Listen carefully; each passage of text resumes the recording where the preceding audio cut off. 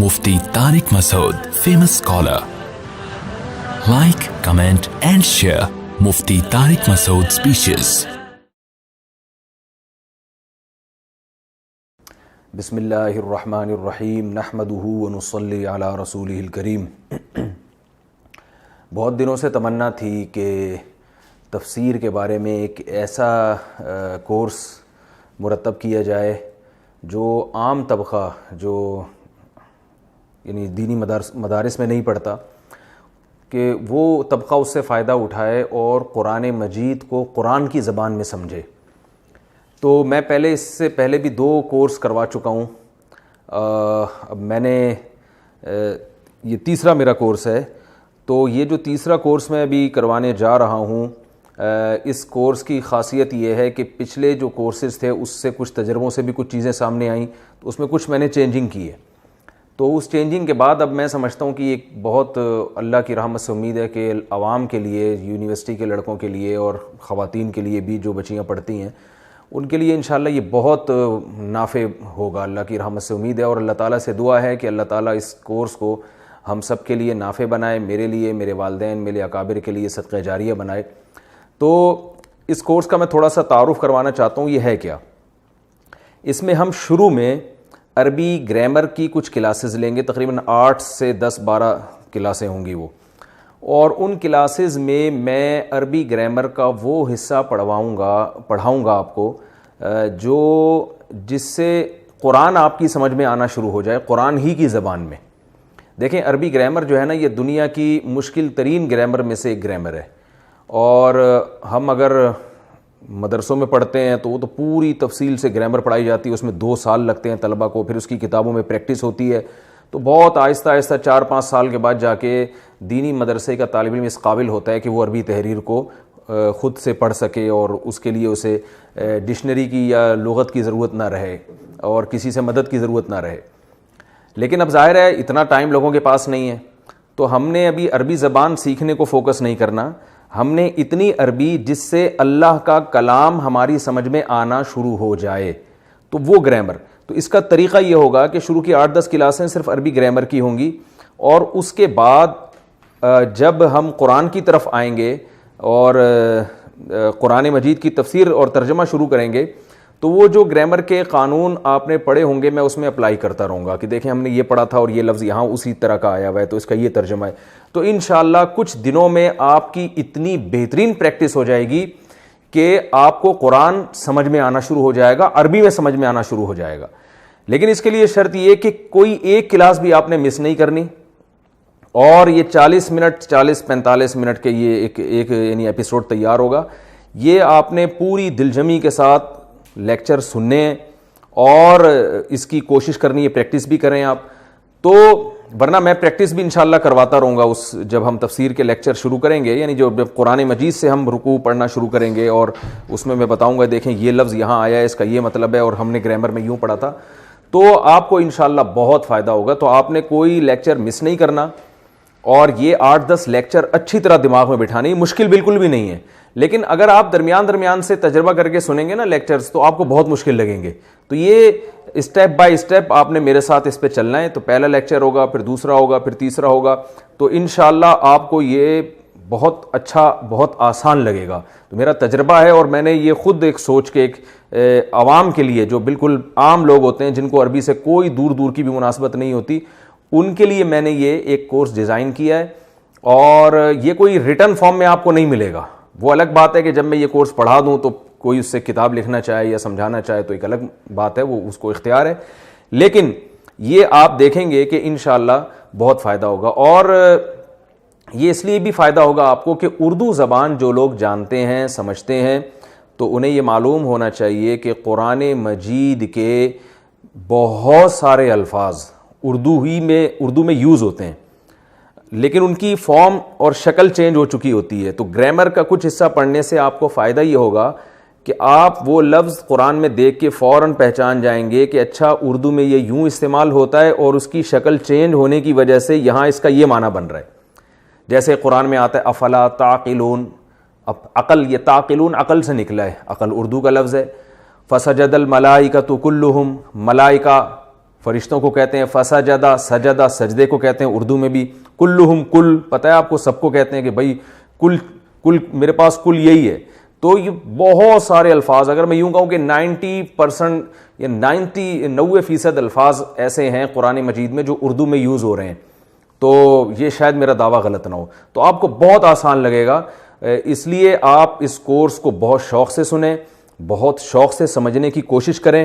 اور جن لوگوں کے پاس ٹائم کی کمی ہے لیکن وہ چاہتے ہیں کہ ہم قرآن سیکھیں اور ہم قرآن میں مہارت پیدا کریں، مسجد کے امام جب قرآن کی تلاوت کرتے ہیں ہم پیچھے ہاتھ باندھ کے کھڑے ہوتے ہیں، ہمیں پتہ ہی نہیں ہوتا کہ امام صاحب کیا پڑھ رہے ہیں، اس کا مطلب کیا ہے، کیسے بہترین واقعات قرآن میں آتے ہیں، احکام آتے ہیں قرآن مجید میں. تو آپ ہمارے یہ پورے لیکچر سنیں گے تو انشاءاللہ میں اللہ کی رحمت سے پوری امید کر کے کہتا ہوں کہ آپ کو 100% نہیں تو 95% انشاءاللہ قرآن مجید قرآن ہی کی زبان میں سمجھ میں آئے گا. تھوڑی سی محنت کی تو اللہ نے چاہا 100% آنا شروع ہو جائے گا. تو بہت آپ کو قرآن سننے میں پڑھنے میں مزہ آئے گا انشاءاللہ. جب آپ تلاوت کریں گے تو آپ کو تلاوت میں سمجھ میں آئے گا کہ یہ کیا کہا جا رہا ہے، ہم سے کس چیز کیا اللہ تعالیٰ ہم سے کیا چاہتے ہیں، ہم سے کیا بات کر رہے ہیں، اللہ تعالیٰ ہم سے کیا کلام کر رہے ہیں. تو اس لیے آپ نے یہ پوری پابندی کے ساتھ سننا ہے، پوری پابندی کے ساتھ آخر تک اس میں ہمارے ساتھ رہنا ہے. اور اللہ تعالیٰ سے میں دعا کرتا ہوں اللہ تعالیٰ اس میں برکت دے. ربی یسر ولا تعسر وتممہ بالخیر وبک نستعین. اے اللہ اس کو ہمارے لیے آسان کر دے اور اس کو مشکل نہ بنا، اور ہم تجھی سے مدد طلب کرتے ہیں. تو اللہ سے دعا کے ساتھ میں اس کی ابتدا کرتا ہوں. بسم اللہ الرحمن الرحیم. دیکھیے قرآن مجید میں بہت سارے الفاظ ایسے ہیں کہ اس کا ایک خاص اسٹرکچر ہے، خاص شکل ہے. اگر وہ شکل جو یہاں جو طلبہ بیٹھے ہوئے ہیں میں ان سے بھی ذرا خطاب کروں گا، ان کی طرف بھی دیکھوں گا تاکہ صرف کیمرے میں نہیں فوکس کروں گا، یہاں جو لوگ بیٹھے ہوئے ہیں وہ بھی، تاکہ جو ہے نا آئی کانٹیکٹ کے ذریعے ان کو سمجھانا اور ان کے لیے سیکھنا بھی آسان ہو. تو قرآن مجید میں جو الفاظ استعمال ہو رہے ہیں نا، ان کا ایک اکثر الفاظ کا ایک خاص ڈھانچہ ہوتا ہے، ایک خاص شکل ہوتی ہے. تو ہم وہ شکلیں پڑھیں گے کہ بھئی یہ اس طرح کا، کوئی بھی لفظ جب اس ڈیزائن کا ہوگا، اس شکل کا ہوگا تو اس کے کیا مطلب ہوں گے، پھر اس میں یہ والی چینجنگ ہوگی تو اس کے میننگ میں کیا چینجنگ ہو جاتی ہے. مثلا میں سب سے آسان لفظ جو جب عربی گرامر شروع کرتے ہیں تو سب سے پہلے جو لفظ بتایا جاتا ہے وہ آسان لفظ ہے ضربہ.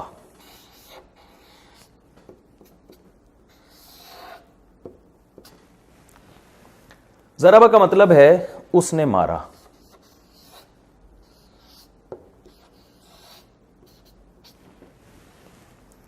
اچھا میں یہ بتاؤں گرامر کی جو پیچیدگیاں ہیں میں ان پیچیدگیوں میں نہیں آپ کو ڈالوں گا. ممکن ہے کوئی عالم میرا درس سن رہے ہوں تو وہ کہیں آپ نے تو ترجمہ غلط کیا ہے، اس نے مارا نہیں، اس کا ترجمہ ہوگا مارا اس ایک شخص نے.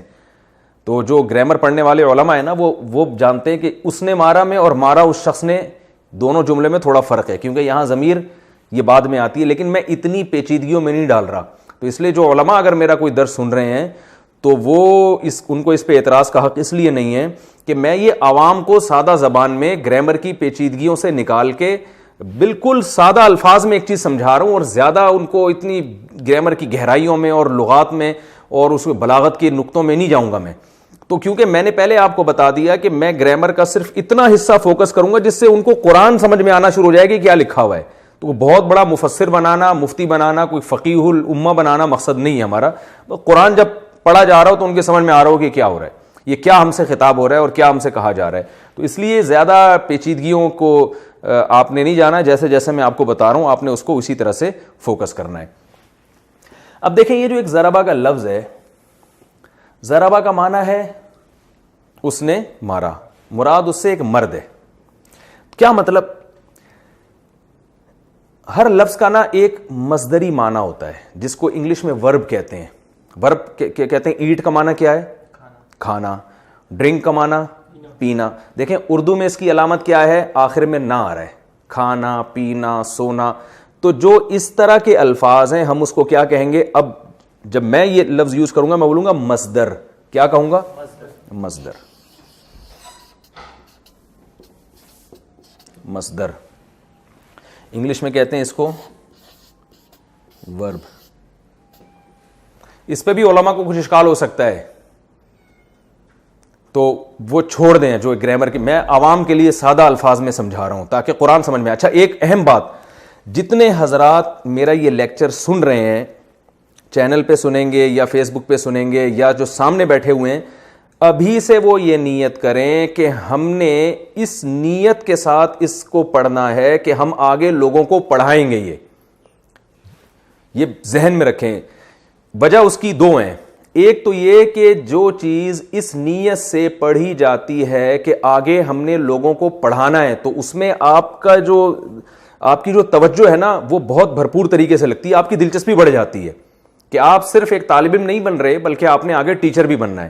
تو جب آدمی کو پتا ہوتا ہے کہ میں نے یہ آگے ٹیچ بھی کرنا ہے نا, تو پھر اس کی جو انٹینشن ہے اور جو اس کی جو توجہ ہے وہ اچھی طرح سے مرکوز ہوتی ہے, یعنی قدرتی طور پر وہ زیادہ اچھا سیکھ پاتا ہے. تو ایک تو یہ آپ نے نیت کرنی ہے لازمی کہ ہم نے یہ آگے لوگوں کو پڑھا, میری طرف سے کھلی اجازت ہے, آپ پڑھائیں تاکہ یہ دین کا کام زیادہ سے زیادہ ہو. تو اور آپ اسی نیت سے پڑھیں. آپ یہ سمجھتے ہیں کہ ہمیں کوئی سننے والا نہیں ہے, تو بھائی آپ گلی محلے میں لوگوں کو جمع کر لیں, اپنے گھر کے افراد کو جمع کر لیں, خواتین اپنے بچوں کو جمع کر لیں, تو کسی بھی طریقے سے آپ ان کو پڑھا سکتے ہیں.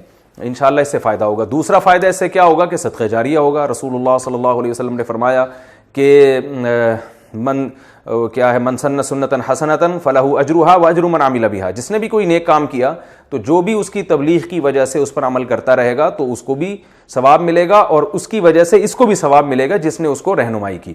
تو یہ بہت بڑی فضیلت ہے پڑھانے کی. اسلام میں نبی صلی اللہ علیہ وسلم نے فرمایا بعثت معلما, اللہ نے مجھے ایک معلم بنا کے بھیجا ہے, ٹیچر بنا کے بھیجا ہے. تو آپ بھی اگر ٹیچر بننے کی نیت سے یہ پڑھیں گے اور آگے ٹیچنگ بھی شروع کر دیں گے تو رسول اللہ صلی اللہ علیہ وسلم کے ساتھ یہ آپ کی ایک مشابہت ہو جائے گی, اور نبی کی جو ایک مخصوص صفت تھی معلم, تو آپ کو بھی اللہ تعالیٰ اس صفت میں سے کچھ حصہ عطا کرے گا.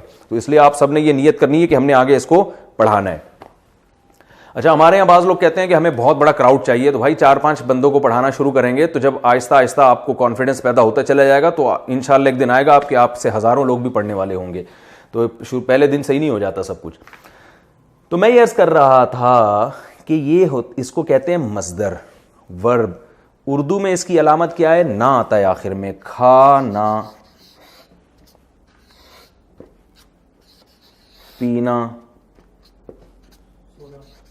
سونا, ٹھیک ہے نا. اور انگلش میں ورب کہتے ہیں اس کو. انگلش میں کوئی خاص علامت نہیں ہے کہ ریڈنا, ریڈ کا معنی پڑھنا, ٹھیک ہے نا, یہ نہیں کہہ سکتے ریڈنا. تو انگلش میں اس کی کوئی علامت نہیں ہے. اردو میں علامت ہے کھانا, پینا, سونا, یعنی آخر میں نہ آ رہا ہوتا ہے. عربی میں بھی کوئی علامت نہیں ہے. جیسے ضرب, ضرب ایک لفظ ہے, اس کا معنی ہے اردو میں مارنا. اب یہ ایک خاص وزن ہے اس کا, لیکن بہت سے الفاظ ایسے ہیں جو کوئی اور ڈھانچہ ہوگا ان کا, یعنی اس کا اسٹرکچر جو ہے نا, کچھ جو شیپ ہے کچھ اور طرح کی ہوگی. جیسے جمود,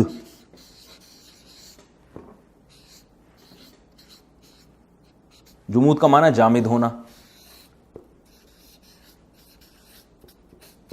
جامد ہونا یعنی کسی چیز کا جم جانا. کہتے ہیں نا طبیعت میں جمود بہت ہے, جامد ہے. تو جمود, یا سجود عربی میں, سجدہ عربی میں سجدہ, اس کا معنی اردو میں کیا ہے؟ سجدہ کرنا. لیکن عربی میں کیا کہتے ہیں؟ سجدہ. بس سجدہ کا معنی ہی سجدہ کرنا ہے. تو اب دیکھیں یہاں ضرب یہ کسی اور شکل ہے, سجدہ یہ الگ شکل کا ہے. تو عربی میں مصدر کی کوئی شکل ہوتی نہیں ہے. اب سوال یہ پیدا ہوتا ہے کہ قرآن میں آپ کو کیسے پتا چلے گا کہ یہ مصدر ہے؟ بھئی یہ کنفیوژن ہو گئی نا کہ یار جب کوئی مخصوص شکل ہی نہیں ہے تو ہمیں کیا پتا چلے گا قرآن میں؟ قرآن میں آپ کو اس طرح سے پتا چل جائے گا کہ جو افعال ہیں نا, یعنی جو سینٹنس آئیں گے قرآن مجید میں, ان کی خاص شکلیں ہوتی ہیں. تو جو سینٹنس نہ ہو اور اردو میں بھی لفظ استعمال ہو رہا ہے, میں نے بتایا نا بہت سارے الفاظ اردو میں استعمال ہو رہے ہوتے ہیں, تو ویسے ہی آپ کو سمجھ میں آ جائیں گے. نہیں آئیں گے تو ہم بیٹھے ہوئے ہیں یہاں بتانے کے لیے, چند ایک الفاظ رہ جائیں گے وہ میں ترجمہ بتا دوں گا آپ کو, تو گھبرانے کی بات نہیں ہے. اچھا بھائی, تو میں شروع سے بات لے کے چلتا ہوں. کھانا, پینا, سونا, مارنا, یہ اردو میں علامت ہے نا الف, نون الف نہ آتا ہے. لیکن عربی میں اس کی کوئی خاص علامت نہیں ہے. کچھ مخصوص قسم کے ہوتے ہیں لیکن وہ کافی زیادہ ہیں, تو ہم اس بحث میں نہیں پڑھتے. وہ قرآن میں جہاں جہاں آئیں گے میں بتا دوں گا, دیکھو یہ مصدر ہے, تو وہ تھوڑے سے ہی ہیں, وہیں سمجھ میں آ جائیں گے.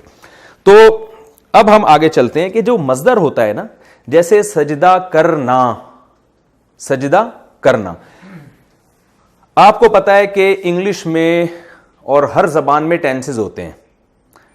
ماضی میں کام ہوتا ہے, یا حال میں کام ہوتا ہے, یا فیوچر میں کام ہوگا.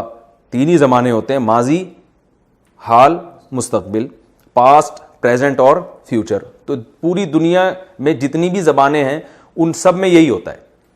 سمجھ میں آ رہا ہے بھائی؟ تو جتنی بھی زبانیں دنیا میں, یا تو بھائی پاسٹ کی بات ہو رہی ہوگی, یا ابھی کی بات ہو رہی ہے, یا فیوچر کی, اور تو کچھ نہیں ہو سکتا نا. تو جب پاسٹ کی بات ہوگی اور ہم جب ماضی کی بات کریں گے کہ کسی نے ماضی میں ایک کام کیا ہے, تو اس کی کتنی قسمیں ہیں, ہم پہلے ان قسموں کو پڑھتے ہیں. بہت آسان ہے, یاد رکھیں جب بھی کوئی لفظ اس وزن پر ہو, ضربا, یعنی پہلا لفظ پہ زبر, دوسرے پہ بھی زبر, تیسرے پہ بھی زبر, تو اس کا معنی کیا ہوگا؟ ایک مرد ہے جس نے پاسٹ میں ایک کام کیا, ضربا, اس نے مارا, کیونکہ اس کا جو مصدری معنی تھا وہ مارنا تھا. اب مصدری معنی یاد ہو جائے گا آپ کو. مصدری معنی کا مطلب یعنی جس کا ورب تھا اس کا اردو میں ترجمہ کیا تھا؟ مارنا. تو مارنا تھا, تو جب مارنا کے لفظ کو یعنی ضرب کے لفظ کو اس فارم میں لے کر آئیں گے نا, پہلا زبر, دوسرا بھی زبر, تیسرا بھی زبر, تو اس کا ترجمہ کیا ہوگا؟ اس نے مارا. لے بھائی, قرآن مجید کے درجنوں بلکہ سینکڑوں الفاظ حل ہو گئے. کیا مطلب؟ قرآن میں جو لفظ بھی اس طرح کا آ رہا ہے نا, پہلے پہ زبر, دوسرے پہ بھی زبر, تیسرے پہ بھی زبر, تو بس سمجھ لیں اس کا معنی ہے اس نے ماضی میں یہ کام کیا. مسئلہ حل ہو گیا کہ نہیں ہو گیا؟ خاندانی بات ہو گئی کہ نہیں ہو گئی؟ فہد بھائی سمجھ میں نہیں آ رہا, مجھے لگ رہا ہے آپ کے اس میں کون سی نہ سمجھنے والی بات ہے؟ ہاں بھائی رافع خان, کیا سمجھ میں آیا؟ بہت اچھے سے یہ سمجھ میں آیا, مارا اس نے. جہاں بھی تین زبر آئیں گے اس کا مطلب یہ ہوگا اس نے جو اس شکل کا لفظ آ رہا ہے نا, وہ کام ہو چکا ہے, اس کا مطلب وہ کام ہو چکا ہے, کرنے والا ایک بندہ ہے, اس نے ماضی میں کیا ہے. بہت سارے قرآن کے الفاظ حل ہو گئے. مثلا اب کہیں آ گیا قرآن میں سجدہ, بتاؤ یار اس کا ترجمہ بتاؤ, شاباش. سجدہ کا مصدری معنی آپ کو پتا ہونا چاہیے, اور وہ اردو میں نے بتایا کہ اکثر قرآن کے الفاظ ایسے ہیں جو اردو میں استعمال ہو رہے ہیں. اب دیکھیں سجدہ اردو میں ہو رہا ہے نا, کیا مطلب ہے بھائی رافع خان؟ ابے بھائی جان اس کا مصدری معنی بتاؤ. سجدہ کرنا. تو جب ہم سجدہ کرنے والے لفظ کو اس فارم میں لکھیں گے سجدہ, تو کیا مطلب ہوگا؟ اوئے ہوئے ہوئے, ہٹو بچوں, ہو گیا اس نے سجدہ کیا. بہت سارے الفاظ قرآن کے حل ہو گئے. اور کوئی لفظ بتاؤ. قرآن آپ حافظ ہو نا, دونوں حافظ ہو نا ماشاءاللہ. علاقہ, علاقہ کہاں استعمال ہوا ہے؟ خلقہ چھوڑ, خلق الانسان من علاقہ نہیں ہے, وہ من علقن ہے, آپ دیکھ لینا اس کو, وہ علقن ہے, یہ اس طرح کا نہیں ہے وہ لفظ. خلقہ ضرور ہے, خلق الانسان من علقن قرآن میں آتا, وہ تو وقف کی وجہ سے علق پڑھتے ہیں نا. خلق الانسان, خلقہ. اب بتاؤ خلقہ لفظ اردو میں استعمال ہوتا ہے کہ نہیں ہوتا؟ خالق پیدا کرنے والے کو کہتے ہیں, مخلوق جس کو پیدا کیا جائے. تو خلقہ کا مطلب جو مصدری معنی ہے وہ کیا ہے؟ پیدا کرنا. تو یہ خلق کا لفظ جب اس طرح استعمال ہوگا خلقہ, تو کیا مطلب ہوگا اس کا؟ اس نے پیدا کیا. ہم نے کتنے بجے شروع کیا تھا یہ, یعنی کتنے منٹ ہو گئے شروع کیے ہوئے؟ 19 منٹ ہو گئے. جب 40 منٹ ہو جائیں تو مجھے بتا دیے گا. اس نے پیدا کیا,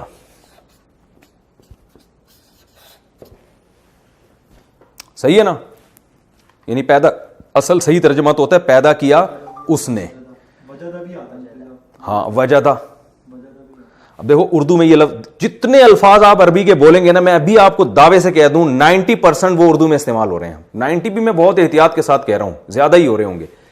وجدہ کا لفظ قرآن میں آتا ہے نا, ووجدہ کا ضالن فہدا, وجدہ کا. وجدہ. یہ شروع میں واو کا معنی قرآن میں آتا ہے وجدہ کا. یہ واو کا معنی ہوتا ہے اور, یہ الگ ہے. کا معنی ہوتا ہے آپ کو, تو یہ بھی الگ ہے, یہ ہم بعد میں پڑھیں گے. درمیان سے ہم وجدہ نکال لیتے ہیں. ٹھیک ہے. وجدہ اردو میں استعمال ہوتا ہے, بتاؤ بھائی.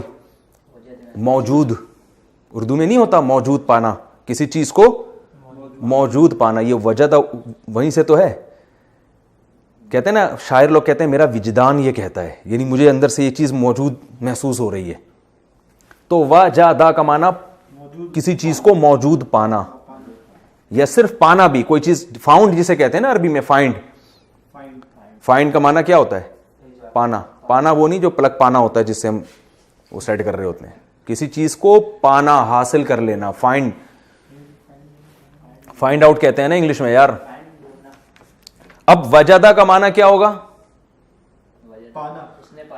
اس نے پایا, ماضی میں, پاس میں اس نے, ہاں اس نے پایا.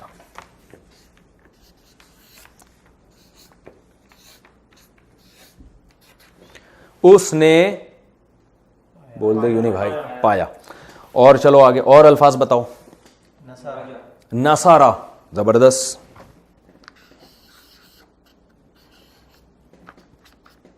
نصارہ کا اردو میں ترجمہ کیا ہے, یعنی مصدری معنی اس اردو میں یہ لفظ کیسے استعمال ہوتا ہے؟ نصرت. تبلیغ والے کہتے ہیں نا بھائی دین ہجرت اور نصرت سے پھیلا ہے, جماعت آئی ہوئی ہے نصرت کے لیے چلتے ہیں. نصرت کا معنی کیا ہوتا ہے؟ مدد. نصرت کا معنی کسی کی مدد کرنا. انصار کہتے ہیں نا, انصار جو مدد کرنے والے تھے, ناصر مدد کرنے والا, انصار اس کی جمع. تو ناصارہ اس کا مطلب کیا ہے؟ اس نے مدد کی.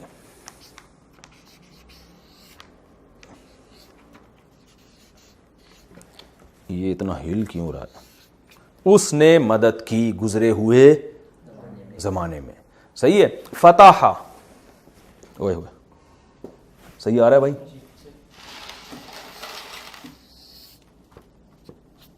فتح, فتح اردو میں فتح کیا ہے نا, تو فتح فتح کرنا, تو فتح کیا اس نے, یا اس نے فتح کیا بھی ٹھیک ہے. فتح کا معنی عربی میں کھولنا بھی ہوتا ہے. مفتاح چابی کو کہتے ہیں نا, تو کھولا. ٹھیک ہے. اوہ سوری, یہ غلط لکھ دیا میں نے, اس نے کھولا. اور بتاؤ اب, شاباش. عبسا, عبسا کا لفظ اردو میں استعمال نہیں ہوتا, ٹھیک ہے نا. تو میں پہلے آسان چیزیں نا, لوگ کنفیوژ نہ ہوتا. خلقہ ہو گیا, میرا خیال ہے کافی ہے. باقی تو ہم قرآن میں پڑھیں گے نا. قرآن میں جب تفسیر شروع کراؤں گا تو میں بتاؤں گا دیکھو یہ لفظ آیا ہوا ہے, یہ ہم نے بتایا تھا آپ کو کہ جو اس شیپ میں ہوتا ہے اس کا مطلب یہ ہوتا ہے. اچھا بھائی,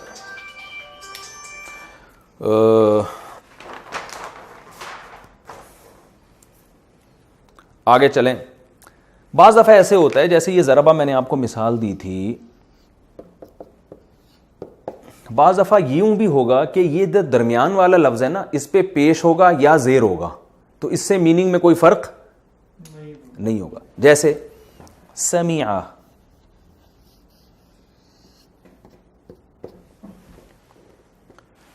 شروع میں زبر ہے, آخر میں زبر ہے, درمیان میں کیا ہے؟ زیر ہے. اس سے کوئی فرق نہیں پڑتا. ایسی بھی شکل آتی ہے کبھی کبھار. سمیع اردو میں سماعت استعمال ہوتا ہے کہ نہیں ہوتا؟ سماعت کسے کہتے ہیں؟ سننے کو, جو اس وقت آپ لوگ کر رہے ہیں کام. اب سمیع کا مطلب کیا ہوگا؟ سنا اس نے گزرے ہوئے زمانے میں.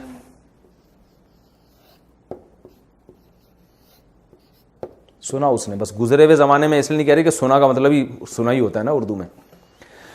اچھا بھائی, اور اس کی مثال حسیبہ. حسیبہ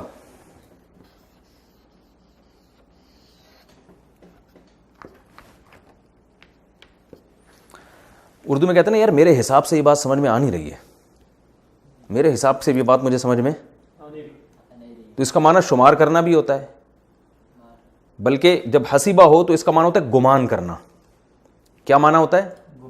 اس کا اب حسیبہ کا مطلب کیا ہوگا؟ گمان کیا اس نے.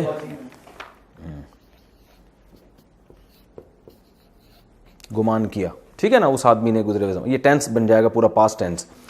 اچھا بھائی, کبھی کبھار پیش بھی آتا ہے, ٹھیک ہے, اس کی اور کوئی مثال ذہن میں ہو؟ قد سمیع اللہ ہے نا قرآن مجید میں, قد سمیع اللہ قول التی, قد سمیع اللہ کیا مطلب؟ تحقیق سن لیا اللہ نے. ہم نماز میں امام صاحب کہتے ہیں سمیع اللہ لمن حمیدہ, کیا مطلب؟ سمیع اللہ, اللہ نے سن لیا, لمن اس شخص کی بات, حمیدہ, حمیدہ بھی آیا ہے یہاں نماز میں جب ہم پڑھتے ہیں سمیع اللہ لمن حمیدہ, تو حمیدہ بھی اس طرح آ رہا ہے, سمیع بھی آ رہا ہے. حمیدہ کا معنی کیا ہے؟ اس نے تعریف کی.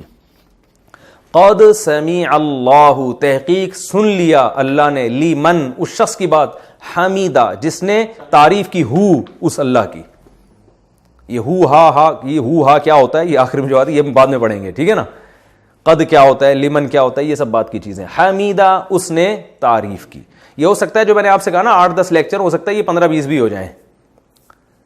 تو چونکہ میں کوشش کرتا ہوں کوئی یعنی جو پڑھانے کا جو میرا انداز ہو نا لگا بندہ نہ ہو, میں سامعین کی توجہ کے حساب سے مثالیں زیادہ بھی لا سکتا ہوں, کم بھی لا سکتا ہوں. تو اس میں ہمارا یہ لیکچر 8-10 کے بجائے 20 بھی ہو سکتا ہے, 15 بھی ہو سکتا ہے. تو جتنا بھی ہو, ہمیں آم کھانے سے مطلب ہے, پیڑ گننے سے مطلب نہیں ہے. تو لیکن یہ کہ جتنے بھی لیکچر ہوں گے یہ گرامر کے آپ نے شوق سے سننے ہیں, سمجھنے ہیں, ان کو ذہن نشیں کرنا ہے, اور جیسے جیسے سنتے چلے جائیں گے اسی طرح سے آپ نے ٹیچ کرنا شروع کر دینا, اسی طرح پڑھو. اس سے پڑھانے سے فائدہ یہ ہوگا آپ کے دماغ میں بہت اچھی طرح بات بیٹھے. یعنی آپ یہ نہیں کہیں گے جس دن ہم آخری پارہ پڑھیں گے اور جس دن پورے قرآن کی تفسیر ختم ہوگی تو ہم اس دن سے پڑھانا شروع کریں گے.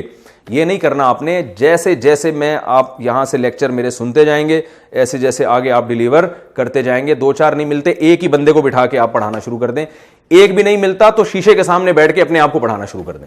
جب زبان سے انسان دہراتا ہے نا تو پھر کانفیڈنس پیدا ہوتا ہے اور وہ چیز اچھی طرح یاد ہوتی ہے, ذہن نشیں ہوتی ہے. تو سمیع اللہ حمیدہ ہو گیا نا.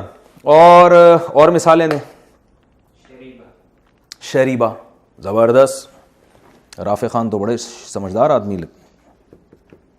شریبہ بہت آسان اردو میں استعمال ہوتا ہے. ماموں, یہ میں پیار سے بھی کبھی کبھار ماموں بولتا ہوں نا. شرب پینے کو کہتے ہیں نا, شرب. اور مشروب ہوتا ہے نہیں ہوتا, وہ بھائی اردو میں استعمال ہوتا ہے نا یار. مشروبات پینے کی چیزوں کو کہتے ہیں نا. تو شربت, یہ بھی اسی سے نکلا ہے. شربت بزوری, اور حکیموں کی نہیں لکھے ہوئے ہوتے دکانوں پہ شربت بنفشائے شیتوت. تو خیر, تو یہ لفظ شربت اردو میں استعمال ہوتا ہے. تو یہ شراب دیکھ لینا, پینے کی چیز ہے نا, اس کو بھی اس لیے شراب کہتے ہیں. تو شین را با جہاں آتا ہے اس میں پینے کا معنی پیدا ہوتا ہے. تو اب جب یہ اس شکل پہ آیا شریبا سمیع کی طرح, تو کیا مطلب؟ پیا اس نے, پیا اس نے.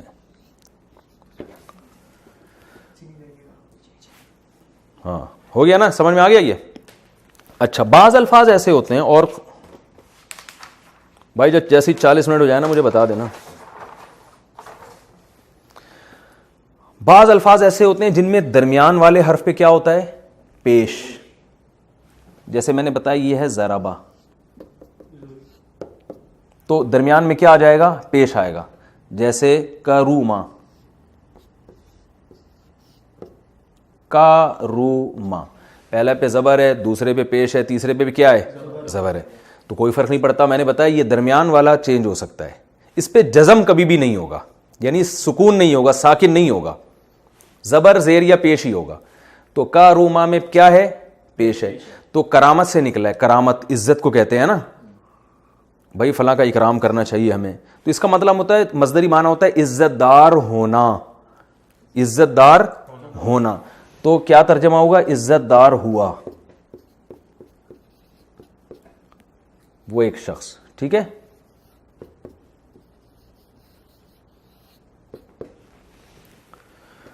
سمجھ میں آ رہی بات کہ نہیں آ رہی سمجھ میں؟ کروما. اور الفاظ بتاؤ. قبوحہ, اردو میں یہ لفظ استعمال ہوتا ہے قبوحہ. ہاں, قباحت سے نکلا ہے. کیا قباحت ہے بھائی اس کام میں؟ آخر تفسیر کے لیکچر جب گھر بیٹھے ہمیں مل رہے ہیں تو کیا قباحت ہے کہ ہم اس کو فری پھوکڑ میں, جب ہمیں گھر بیٹھ کے ایک چیز مل رہی ہے اور ہم آگے پڑھانے سے ہمیں خود کو فائدہ ہو رہا ہے, تو کیا قباحت ہے کہ ہم آگے کسی کو نہ پڑھائیں؟ کہتے ہیں نا ارے اس میں کیا قباحت ہے, اتنا اچھا رشتہ آیا ہوا ہے. لوگ کہتے ہیں نا بھائی کیا بات ہے بھائی, کیا قباحت ہے اگر اس نے اپنے بڑے کو 2 لفظ نصیحت کے بول. یہ قباحت کا لفظ اردو میں بہت استعمال ہوتا ہے. تو قبوحہ قباحت سے نکلا ہے. قبوحہ کا معنی قبیح ہونا, تو برا ہوا وہ ایک شخص, یعنی ایک آدمی جو ماضی میں قبیح ہو گیا, برا ہو گیا, تو اس کو ہم کیا کہیں گے؟ قبوحہ. سمجھتے ہو کہ نہیں سمجھتے ہو؟ تو اور بھی ایک دیکھ لو گے 1-2 الفاظ اس سے تاکہ تھوڑی سی. اس میں ورب کے معنی نہیں آ رہے نا, جیسے فعل کے معنی. دیکھیں ایک ہوتا ہے ہونا, ایک ہوتا ہے کرنا. بعض ورب ایسے ہوتے ہیں جس میں جو آبجیکٹ بھی چاہیے ہوتا ہے ان کا, جیسے کھانا. تو جب آپ کھائیں گے تو خود سے یہ نہیں کھائیں گے, بلکہ کوئی چیز ہوگی جو کھائیں گے, وہ چیز آبجیکٹ ہوگی جس کو مفعول کہتے ہیں عربی میں. اور کچھ کام ایسے ہوتے ہیں جو وہ آبجیکٹ وہ سبجیکٹ کے ساتھ ہی کمپلیٹ ہو جاتے ہیں, ان میں آبجیکٹ نہیں چاہیے ہوتا. اس کی مثال ہے جیسے مرنا. اب یہ بھی ایک عمل ہے نا, مر گئے تو کیا, جیسے میں یہ کہتا ہوں کہ قتل کیا, تو قتل کیا تو کسی کو کیا ہوگا نا, وہ مقتول ہوگا. لیکن ایک آدمی کہتا ہے مرا, تو مر تو خود ہی گیا,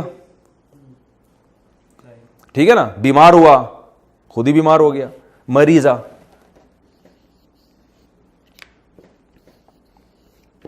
مریضہ کیا مطلب اس کا؟ مرض سے نکلا ہے. مریضہ بیمار ہوا وہ ایک شخص, تو اب بیمار ہوا خود ہی ہو گیا نا. تو اسی طرح قبیح ہونا خود ہی ایک عمل ہوتا ہے, یعنی کہ کسی کے اوپر قبیح ہوا. یہ کوئی ضربہ میں آبجیکٹ کی ضرورت ہے. تو اردو میں اس کی علامت ہوتی ہے, ایک ہوتا ہے نا سب کے آخر میں آ رہا ہوتا ہے, لیکن وہ ہمیں پھر دیکھنا پڑتا ہے کہ یہ اس کو ہم کہتے ہیں فعل لازم فعل متعدی. میں نہیں چاہ رہا تھا ان اصطلاحات میں ڈالوں نا, تو اس لیے میں اتنی بحث ہونا ہے, کام ہو رہا ہے بس, ٹھیک ہے نا. فعل لازم متعدی کو چھوڑیں, وہ بعد میں ہم کسی وقت بتا دیں گے. مریضہ بیمار ہوا, بیمار ہوا, ٹھیک ہے نا. تو ہم جب یہ عربی گرامر پڑھتے تھے نا, ہم اردو میں بھی بہت سے الفاظ اوٹ پٹانگ نکالتے رہتے تھے بیٹھ کے. جیسے ہم کہتے تھے تھکا تھا, وہ تھک گیا. ایسے ہم مذاق میں نا طلبہ, کوئی استاذ بلاتے تھے, وہ فلاں کہاں ہے بھائی, اس کو بلا کے ہم کہتے ہیں تھکا تھا, یعنی وہ تھک گیا ہے, ٹھیک ہے نا. تھکا کا بلکہ تھکا کا, تو ایسے ہم بناتے رہتے تھے. تو خیر آپ اتنا, آپ کے پاس ٹائم نہیں ہے. مریضہ بیمار ہوا وہ, ٹھیک ہے نا. تو یہ میرا خیال ہے سمجھ میں آ گیا ہوگا, پولیس کو بلوانے کی ضرورت نہیں پڑے گی اس کے لیے. آگے چلتے ہیں ہم. بھائی اتنے پیجز ہیں, یہ ہول سیل کے ساتھ پورا اردو بازار خرید کے لے آؤ, ٹھیک ہے. اس میں کنجوسی نہیں کرنی چاہیے. اچھا بھائی, اب ہم آگے چلتے ہیں. ہم یہ کرتے ہیں کہ آپ نے انگلش میں پڑھا ہوگا ایکٹیو وائس اور پیسو وائس. بعض دفعہ ایک آدمی کام کرتا ہے, بعض دفعہ کام اسی کے اوپر ہو رہا ہوتا ہے, ایسا ہی ہے نا. ہمارے زمانے میں اس کو ایکٹیو اینڈ پیسو وائس کہتے تھے. آپ اب بہت سی انگلش کی اصطلاحات بھی چینج ہو رہی ہیں. آج کیا کہتے ہیں مجھے نہیں پتا, میرا خیال ہے ہمارا زمانہ کو اتنا پرانا ہے بھی نہیں. یہی ہے نا, لوگ سمجھیں گے مجھ سے پتہ نہیں ان کے زمانے کے انجن بند ہو گئے ہیں, ٹرینیں بند ہو گئی ہیں, کوئی بہت ہی پرانے آدمی. تو دیکھیں کہ ہم یہ کہتے ہیں اس نے مارا, لیکن الٹا وہی مارا گیا ہو, یعنی کسی اور نے اس کو مارا ہو. انگلش میں اس کی مثال ہے جیسے اٹ از ایٹن, یہی کہتے ہیں نا. او بھائی تم لوگ انگریزی دان بیٹھے ہوئے ہو, وہ کھائی گئی نا وہ چیز, یہی کہیں گے نا. ہی از کلڈ, وہ مارا گیا, وہ مارا گیا ہوا ہے نا, ہی از کلڈ. اور ہی کلز, وہ مارتا ہے, یا ہی کلڈ, وہ لکھ دیتا ہوں میں تاکہ ہی کلڈ, اس نے مارا, اور ہی is killed, he is killed کا کیا مطلب ہوگا؟ وہ مارا گیا ہوا ہے, ٹھیک ہے نا. یا ہی واز کلڈ, وہ مارا گیا تھا ماضی میں. تو ظاہر ہے ہر زبان میں ایسا ہوتا ہے. تو عربی میں جب ہم بنائیں گے ضربا, اس نے مارا, تو ہم اس کو کر دیں گے زوریبا. عربی ایسی خاندانی زبان ہے نا کہ زبر زیر پیش کی ذرا سی اونچ نیچ سے معنی بالکل, یہ پوری گرامر زبر زیر پیش اور جزم پہ کھیلتی ہے. میں اس کی مثال دیتا ہوں. ہم کہتے ہیں نا الحمدللہ الذی اطعمنا, تمام تعریفیں اس اللہ کے لیے, اطعمنا, جس نے ہمیں کھلایا. اطعمنا کو میں اگر آپ میم پہ زبر کے بجائے جزم کر دیں نا تو الٹا معنی ہو جائے گا. اطعمنا مطلب ہو جائے گا جس کو ہم نے کھلایا. اس کا فائدہ یہ ہوتا ہے کہ عربی میں آپ کو اپنی بات کو بیان کرنے کے لیے لمبی چوڑی تحریر کی ضرورت نہیں پڑتی. میں دعوے سے کہتا ہوں ایک مضمون اگر عربی میں لکھا ہوا ہے نا, اردو میں جب وہ آئے گا تو ایک صفحے کا مضمون 2 صفحوں میں چلا جائے گا, اور انگلش میں جب وہ آئے گا تو 4-5 صفحوں میں چلا جائے گا. وہ انگلش اور لمبی لکھنی پڑتی ہے.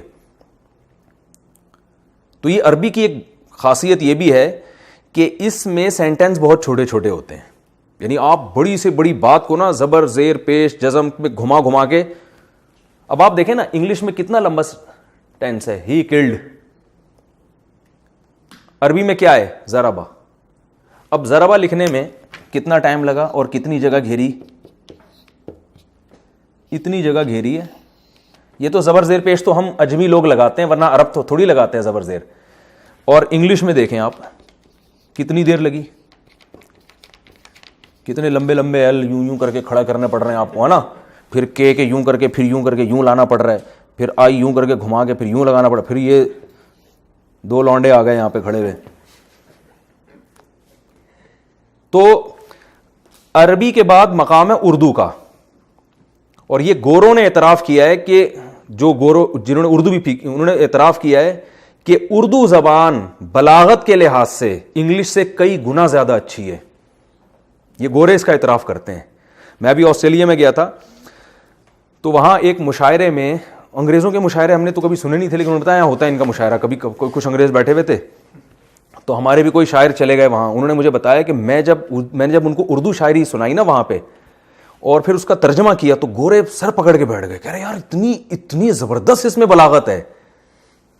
تو یہ بہت بڑے ایک ماہر سے میں نے سنا ہے جو انگلش بھی بہت اچھی بولتے ہیں اور اردو بھی.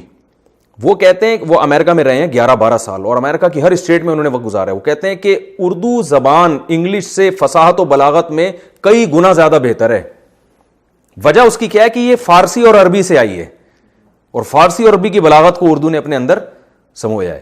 تو اور عربی کا جو بہترین خاصیت کیا ہے کہ دیکھیں کتنا چھوٹا سا لفظ ہے, اس نے یہ پورا جو ہے نا یہ اتنے لمبی ڈنڈیاں اور یہ ڈی اور یہ سب کو پی گیا یہ لفظ. اب آپ اسی کا پیسو وائز بنائیں گے تو ہی از کلڈ. عربی میں آپ نے کیا کرنا ہے, ضربا ہے نا زوریبا, سمجھ میں آ رہی ہے بات. ضربا کو کیا کیا آپ نے, زوریبا, 2 منٹ میں بات ختم, ٹھیک ہے نا. قتلا اس نے قتل کیا, قتیلا وہ مارا گیا. قتالا اس نے مارا, قتیلا وہ کلٹی ہو گیا. تو ایسے یہ بڑی زبردست اس کی ایک عربی کی خاصیت ہے کہ اس میں بہت لمبی بات آپ ایک صفحے میں لکھ سکتے ہیں. اسی کو آپ لکھیں گے انگلش میں تو 4-5, میں نے دیکھے ایسی تحریریں, جیسے عربی میں ایک صفحہ ہے کہ اس کا آگے انگلش میں لکھا ہوا ہے, تو عربی میں ایک صفحے میں آیا ہوا ہے, انگلش میں 4-5 صفحوں میں گیا ہوا ہے. وہ کافی ٹائم لگتا ہے اس کو لکھنے میں. تو بولنے میں بھی پھر ایسا ہی ہے, عربی میں بولنے میں ٹائم کم لگتا ہے, بہت مختصر ہو جاتی ہے وہ. خیر یہ مقصد نہیں ہے کہ انگلش کی کوئی بری زبان ہے, وہ اس کی اپنی خاصیت ہے. انگلش میں ایک سب سے بڑی خاصیت ہے کہ آسان بہت ہے وہ. خیر ہم آگے چلتے ہیں. تو یہ کیا ہو جائے گا جی, ضربا سے زوریبا. یہ پیجز میں بخل نہیں کرنا, ایسی کی تیسی, جتنے خراب ہوتے ہیں ہونے دو.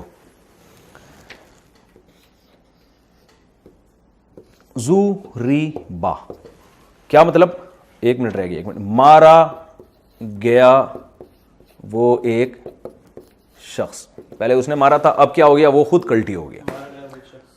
ٹھیک ہے, تو میرا خیال ہے ٹائم بھی ہمارا مکمل ہو گیا, پہلا لیکچر ہمارا کمپلیٹ ہو گیا ہے. امید ہے کہ سمجھ میں آیا ہوگا. کوئی سوال اس بارے میں پوچھنا ہو تو جلدی سے پوچھو. شاباش. واسع خان, آپ کے ذہن میں کوئی سوال آ رہا ہو؟ رافع خان, فہد بھائی, عثمان بھائی. کورونا وائرس کی وجہ سے ہم نے زیادہ لوگ اکٹھے نہیں ہونے دیے ہیں, اور یہ بھی فاصلے سے بیٹھے ہوئے ہیں. کوئی سوال تو نہیں, کلیئر ہو گیا ہر چیز ہے بھائی؟ چلیں کافی ہے میرا خیال ہے آج کے لیے. اللہ تعالیٰ عمل کی توفیق عطا فرمائے. Mufti Tariq Masood, famous scholar. Like, comment and share Mufti Tariq Masood speeches. Mufti Tariq Masood, famous scholar. Like, comment and share Mufti Tariq Masood speeches. Mufti Tariq Masood, famous